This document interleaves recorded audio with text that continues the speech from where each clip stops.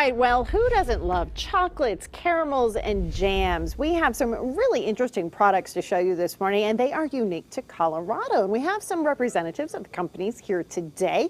And we're going to start with Ellen Danek, and you're from Helly May's Handcrafted Caramels. And we have some beautiful looking treats here. Tell us about Helly May's and how it's going for you. Helly May's focuses on intense, complex, small batch caramels. We make caramels and caramel sauces, and we also make desserts with the caramels, and we work with chefs around town to make desserts with our products too. And so you were in a completely different industry, right? You were in the tech industry. How'd you get into this? You know, I was in the tech industry, I got married, I wanted to do something in food, and my husband said, why don't you see if people will pay money for those caramels?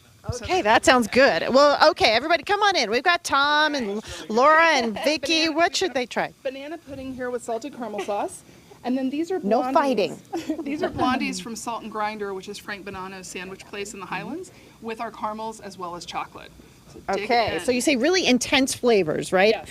Almost sour sometimes? Almost a little bit bitter. I think of them as like a really grown-up confection. A little bit salty, a little bit bitter. Okay. Really rich. Yeah. Okay, they're fans. So where can people find your products? You can find us at The Perfect Petal in the Highlands, Okay. Hazel and Dewey on Broadway, and then in restaurants around town like Mizuna and Salt and Grinder. Well, good for you. Good luck. I love seeing local success stories.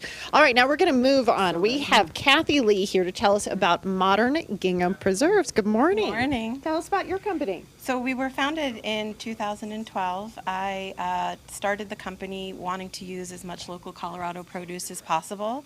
I forage for a lot of the fruit I use, meaning I ask gardeners and homeowners with fruit trees that have excess if I can use their fruit in the jams.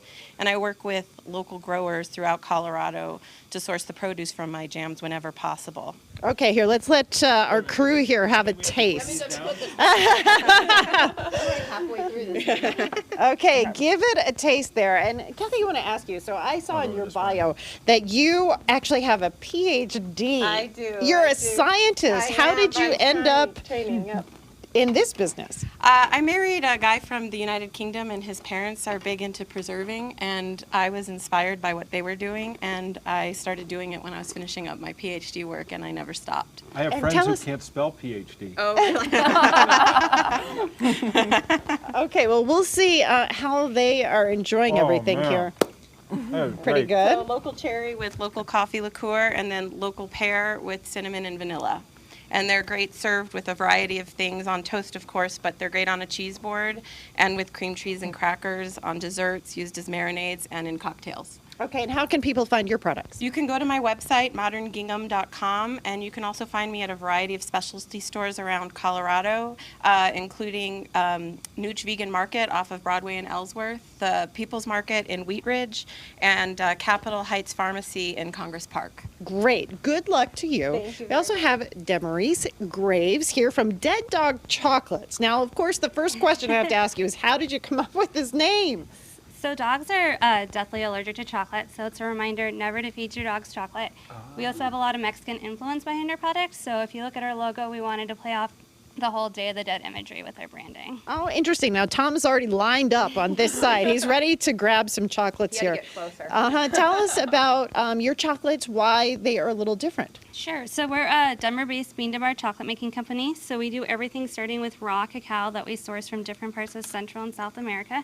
It's all fair trade and organic, but we do the whole process. We get the beans, we roast them, we grind them, goes through a 2-day refining process, molding, tempering, packaging, the whole process. So we really get to control the flavor of the chocolate, allow the natural acidity in the cacao to come in. It just gives us a lot more control over the product in the end. Okay, and I see some smiles here.